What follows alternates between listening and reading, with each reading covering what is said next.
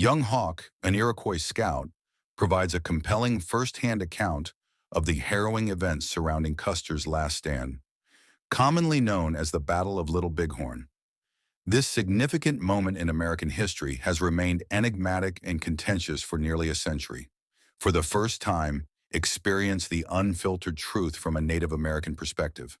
Young Hawk's chilling narrative immerses you in the brutal battlefield where George Armstrong Custer and his 7th Cavalry Regiment faced their grim fate.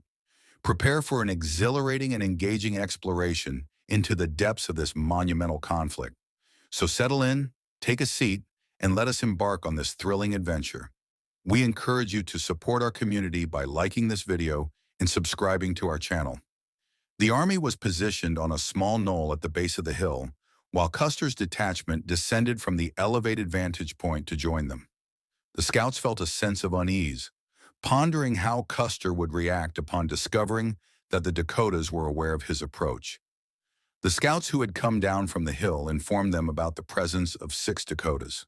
As Custer drew near, the scouts began to organize themselves by their respective tribes, including the Crows and Iroquois. The Iroquois gathered around their elder males, who engaged in conversation with the younger members, adhering to tribal customs.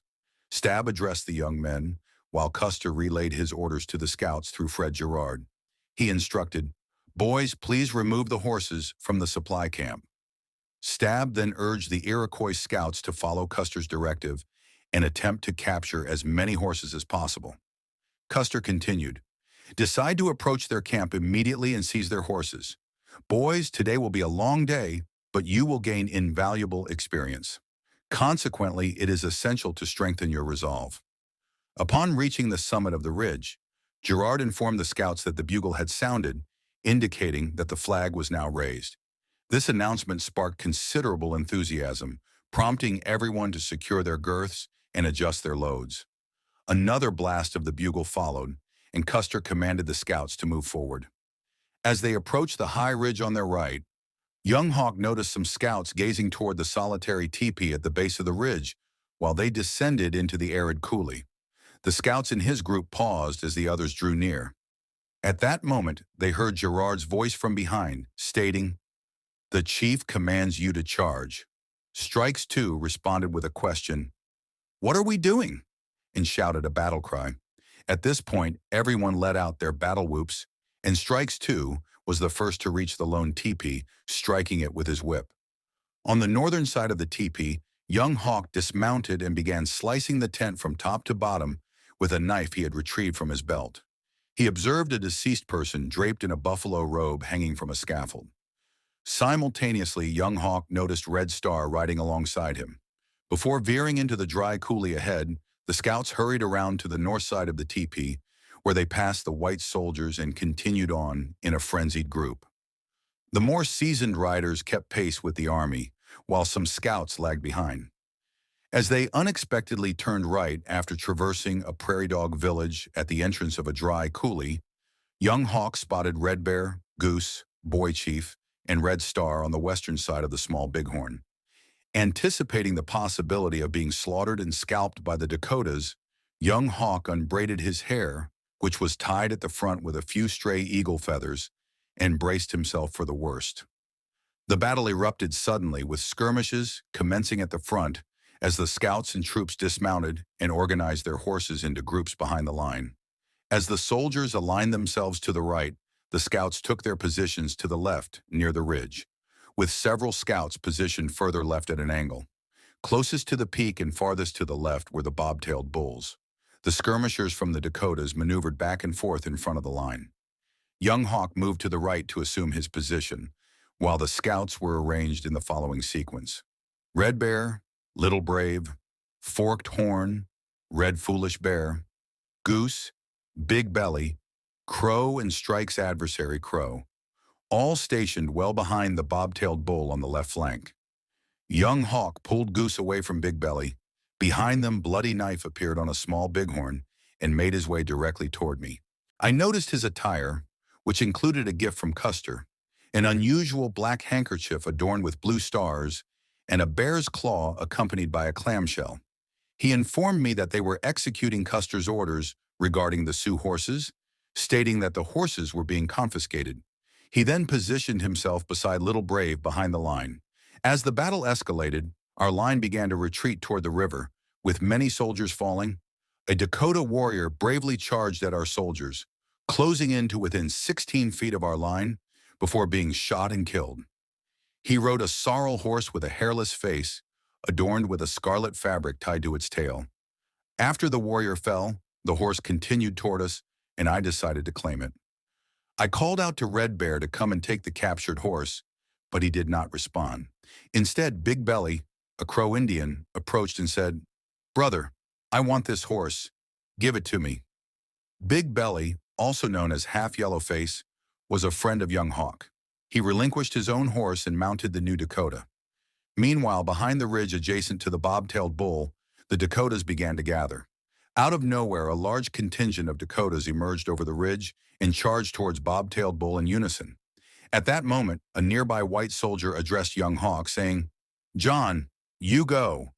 The Dakota assault compelled our line to retreat toward the soldiers, necessitating a crossing of the river and a fallback of approximately 2 miles downstream. After traversing the flat terrain, we began a challenging diagonal ascent up the cliff. The soldiers spearheaded the withdrawal, followed closely by the scouts. Half Yellowface, Strike's adversary, the two Crows, Red Foolish Bear, Forked Horn, Goose, and Young Hawk. Upon reaching the timber, Young Hawk heard Forked Horn exclaim, "Let's dismount and take a stand." This was prompted by Bobtailed Bull's vulnerable position, retreating near the soldiers' fort while being relentlessly pursued by the Dakotas. This shout served as a general signal for the scouts, prompting both Goose and Young Hawk to dismount. As they fired at the Dakotas while still mounted, the enemy began to retreat. Bobtailed Bull successfully crossed the river at the soldiers' fort. However, Young Hawk was unable to fire again after accidentally dropping his shell while loading his carbine. The four scouts, Half Yellowface, Strike's adversary, Red Foolish Bear, and Forked Horn, ventured into the brush and crossed the river further downstream, less than an eighth of a mile away. Goose and Young Hawk lagged behind, their horses struggling to navigate the deep water and thick vegetation to reach the opposite bank. They sought shelter in a dense grove of trees, where they unexpectedly encountered the other four scouts who had advanced without their knowledge. Meanwhile, the Dakotas were firing through the forest, closing in on the scouts who were crouched on their horses. As the two Young Hawks confronted one another, Goose let out a groan, saying, "Cousin, I am injured." The determination of the Young Hawk to endure was firmly established. Goose revealed his injured right hand, while the Young Hawk beside the horse quickly grabbed his cartridge belt and secured it around himself. As he assisted Goose off his horse, bullets struck the animal, causing it to collapse. Filled with rage, Young Hawk removed his army coat and shirt, preparing to fight for his survival. He positioned Goose against a tree and instructed him to hold the horse as a Half Yellowface began to crawl toward them, commenting, "They're killing my friend. He's resting at the edge of the thicket." Young Hawk stealthily approached the dead Crow scout, known as Strike's enemy, or White Swan, who lay on his back with arms outstretched. Goose, leaning against a tree, was pulled along to their location. "I'm glad to be injured," remarked Strike's enemy, to which Young Hawk nodded in agreement. "I chose to die at the edge of the timber because I couldn't bear to witness the suffering of my wounded comrades," he expressed, feeling a deep aversion to their torment. Before departing, he embraced his horse's neck and whispered, "I love you." He then crawled away, stood up, and opened fire on the kneeling Sioux warriors. A volley of shots struck him, yet he managed to survive. Resolute in his intent, he crawled to a different position, fired again, and evaded another volley before being hit. To avoid further gunfire, he discovered Forked Horn lying face down nearby. He also found a tree with driftwood stacked against it, offering a safe haven. Forked Horn warned Young Hawk that he had already drawn the Dakotas' fire twice and advised against repeating such a risky action. When the Dakotas attempted to smoke them out, the grass was too moist to ignite. Young Hawk remained still for a moment before taking aim at a Dakota mounted on a gray horse. Due to being mounted by a Larian, he sprang to his feet and fired once more, this time successfully striking him down. When the rider fell, the horse, adorned with a splendid bridle and well-groomed, veered to the left. Young Hawk ultimately dispatched the horse with 2 shots. As it fell, he emitted the Arikura yell, a traditional cry signifying the defeat of an enemy. Observing the horse's demise, Goose requested Young Hawk to retrieve the delicate bridle for him. As the Sioux approached, Young Hawk took aim and eliminated another warrior, subsequently releasing a death howl.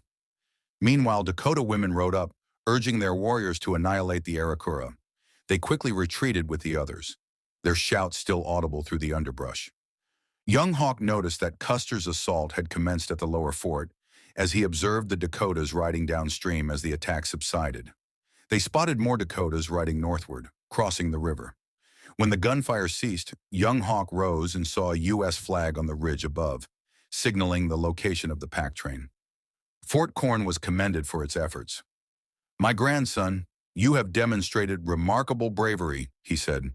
"We must now strive to reach the pack train as Custer instructed, to avoid being mistaken for Dakotas." Young Hawk fashioned a makeshift flag by tying his white handkerchief to a stick. Despite sustaining injuries to his right hand and leg, they managed to place Strike's opponent back on his horse.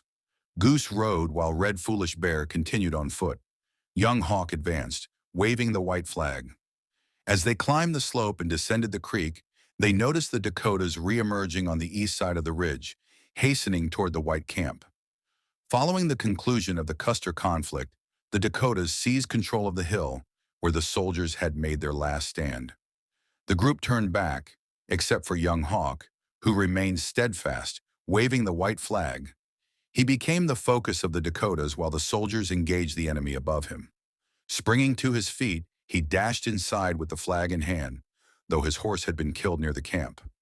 He found his head scout, Varnum, along with the survivors of the Little Bighorn battle, Reno and Benteen's troops, the pack train, and the commanding officer who greeted him with relief. The officer informed him that the sergeant had fallen and that his horse was in the camp. Young Hawk spotted Little Brave's distinctive horse, took it, and claimed it as his own, presuming that Little Brave had perished.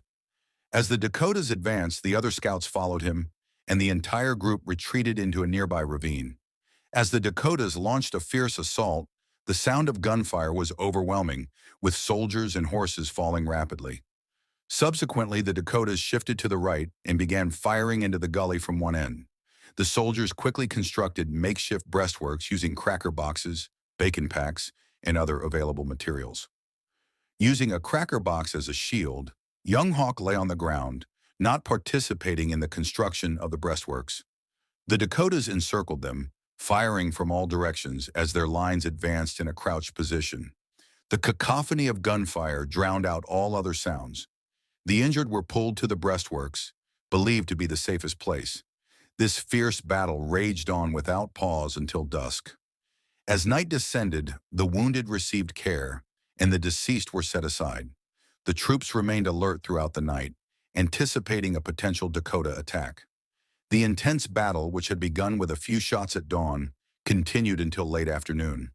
The scouts regrouped on the ridge closest to the Dakota lines. On the first afternoon, an officer approached the scouts with a message that needed to be delivered after dark. It was from Fort Tornet. Due to his injuries, Goose was unable to take part in the mission, and the officer informed him that each scout would convey the same message. Subsequently, the officer returned with the sergeant, who agreed to accompany them to ensure that, should all the scouts perish, the situation at the camp would still be communicated. Despite his injured hand, Goose was determined to join them, wishing to share in the fate of his comrades. The officer explained that the message was intended for the President of the United States, who would then relay the information to the world regarding the events that had transpired. They were instructed to ride with government forces, which were swifter than their own, and to press on without concern for anyone who might be shot by the Dakotas. To ensure that soldiers could later find the message and comprehend the circumstances, scouts were expected to leave it on the ground if they were injured. Fort Tornet requested the removal of the horseshoes from the government horses, believing they would perform better without them. Once the messages were prepared, 2 Crow scouts stayed behind, one to tend to the wounded scout. The messengers, including Goose, Fort Tornet, Red Foolish Bear, Young Hawk, and the White Sergeant, were prepared to set out on their dangerous mission. As night descended, They navigated through the ravine, but they were forced to make a hasty retreat when the Dakotas launched an ambush. I hope to bring you more first-hand accounts of different battles. So have a great day, and I'll see you next time.